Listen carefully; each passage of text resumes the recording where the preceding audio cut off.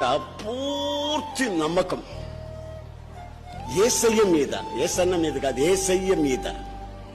యేసన్న మీ కొరకు రక్తం చిందించలేదే, చేతులకు మేకులు ఆయన కొట్టలేదే, చేతులు బాగానే ఉన్నాయి, పక్కలో యేసన్నను పొడవలేదే, యేసయ్యను పొడిచారు. ఆయన అంటాడు, నా గాయముల ద్వారా మీకు స్వస్థత, నా గాయముల ద్వారా మీకు స్వస్థత. కనుక మీ పట్టణమునికి వచ్చినటువంటి అనారోగ్యమైన, మీ గ్రామానికి వచ్చిన అనారోగ్యమైన, మీ దేశానికి వచ్చిన తెగులైనా నిర్మూలపరచుటకు నేను లేచి నిలబడి ఉన్నాను. దూసిన కత్తిని చేత పట్టుకుని లేచి నిలబడి ఉన్నాను. దేవునికి స్తోత్రం.